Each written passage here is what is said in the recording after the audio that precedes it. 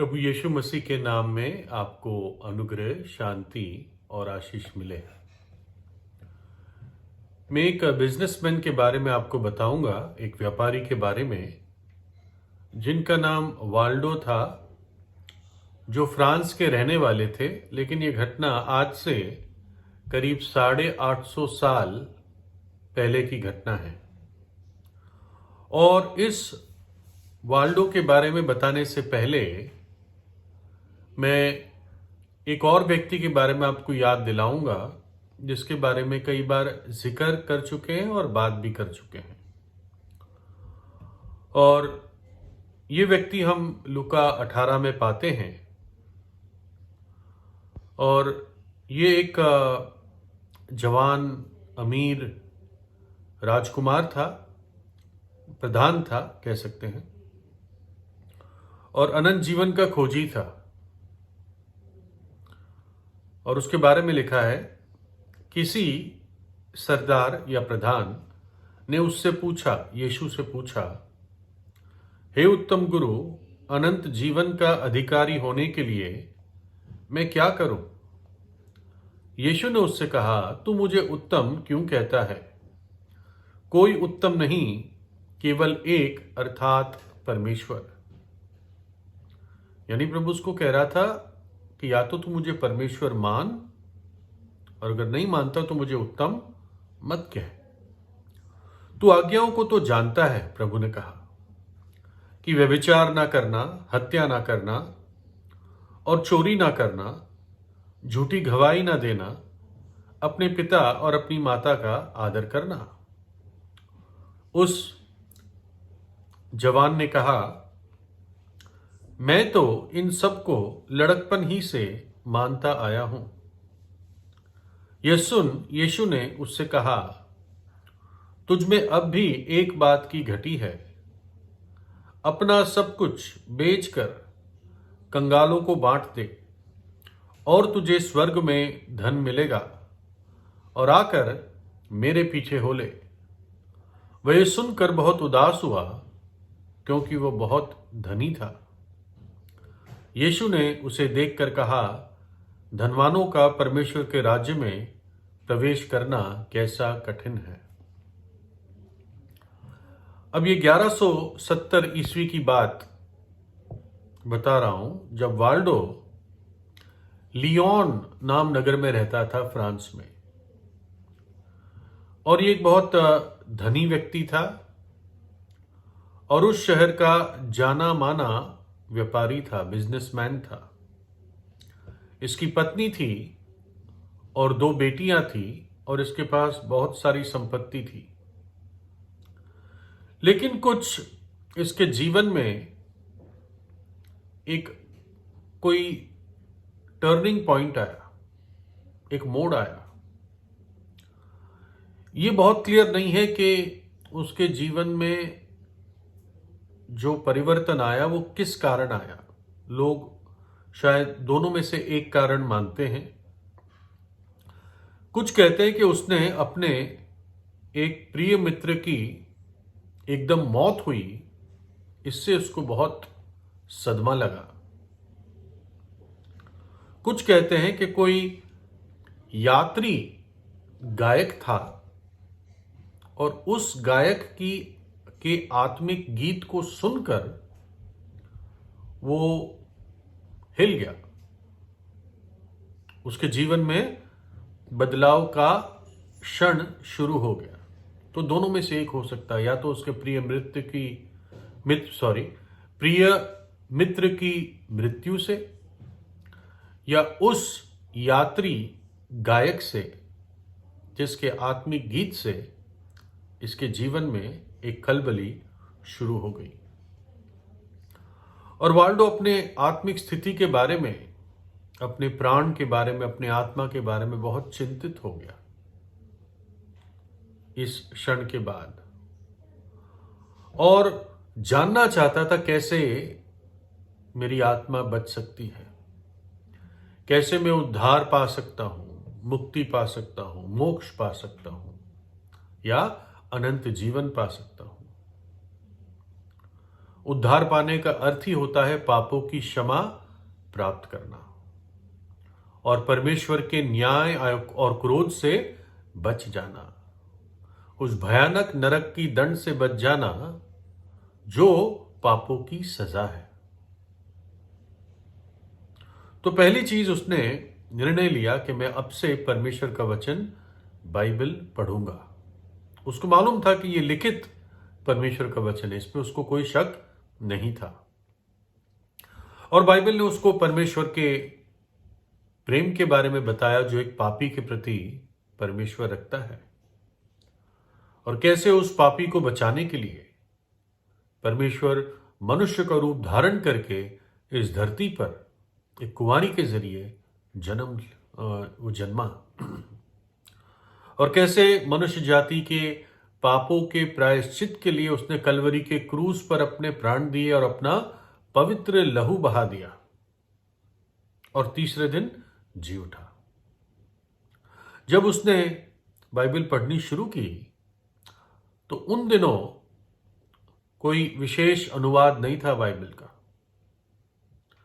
ज्यादातर Bible Latin भाषा में मिल पाती थी और क्योंकि ये फ्रांस का व्यक्ति था, इसकी लैटिन बहुत अच्छी नहीं थी, तो इसने 2 विद्वानों को किराए पे रखा ट्रांसलेट करने के लिए और ताकि वो स्टडी कर सके अपनी लोकल भाषा में। और साथ में उसने एक परमेश्वर के दास से सलाह लेना शुरू किया कि मुझे क्या करना चाहिए। तो इस परमेश्वर के दास ने उसको उसी जवान के बारे में बताया, उसी प्रधान के बारे में बताया जिसके बारे में हमने शुरुआत में पढ़ा, जो खुद भी चिंतित था कि मैं अनंत जीवन पाने के लिए क्या करूं। और इस परमेश्वर के दास ने उसको ये ही वचन उसके सामने लाया, लूका 18:22, कि तुझ में एक चीज की कमी है, जो कुछ तेरे पास है उसको बेच दे और गरीबों को बांट दे और स्वर्ग में तुझे बहुत धन मिलेगा। चल और मेरे पीछे हो ले, मेरे पीछे हो ले, प्रभु यीशु ने कहा। और यही वचन इस परमेश्वर के दास ने वाल्डो को बताया और ये वचन पढ़ते ही वाल्डो का हृदय छिद गया। वो कहानी में जो प्रधान था वो तो दुखी होकर चला गया था क्योंकि वो बहुत धनी था और धन से प्रेम करता था, लेकिन वाल्डो के जीवन में एकदम विपरीत बात हुई।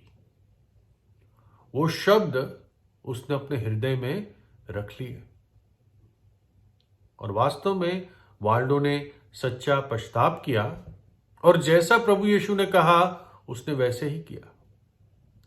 पहले उसने अपने पत्नी और बेटियों के लिए सही प्रबंध किया और बाकी उसने अपना सब कुछ बेचकर गरीबों को बांट दिया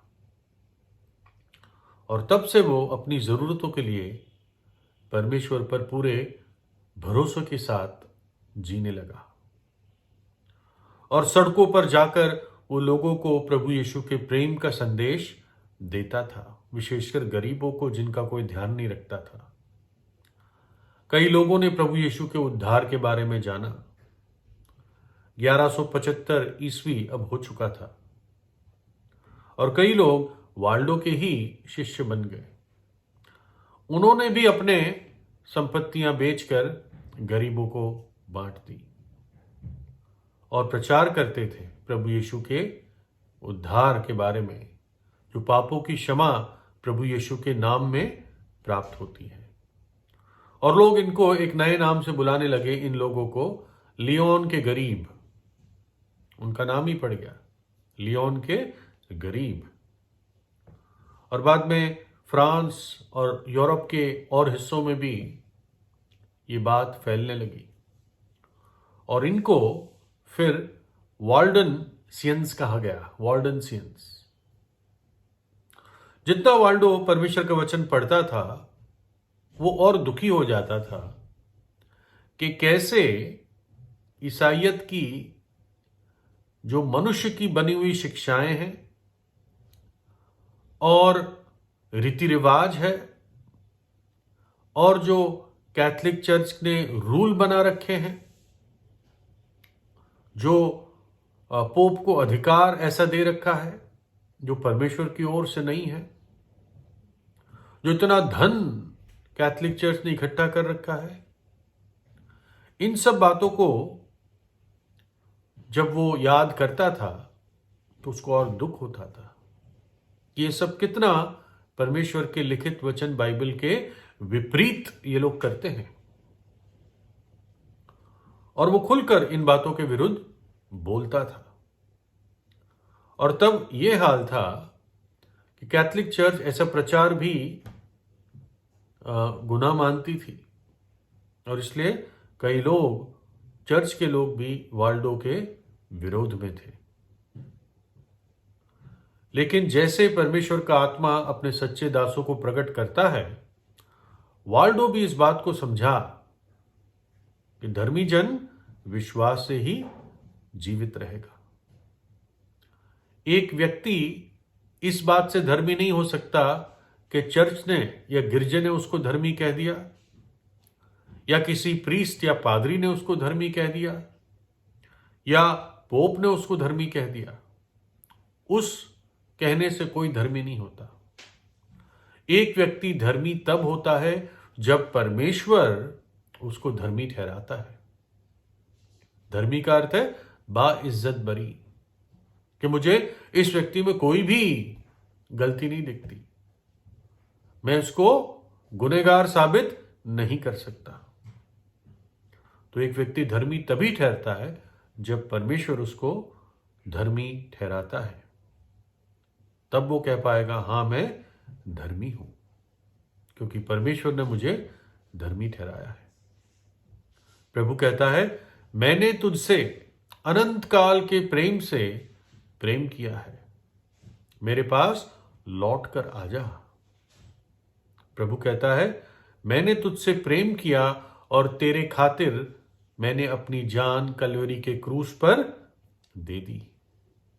तेरे हाथों के बदले मेरे हाथों में कीलें ठोकी गई, तेरे पैरों के बदले मेरे पैर में कील ठोकी गई, तेरे सिर के बदले मेरे सिर के ऊपर बड़े बड़े क्रूर कांटों का ताज भोग दिया गया, तेरी पीठ के बदले मेरी पीठ पर उन्होंने जी भर के कोड़े मारे।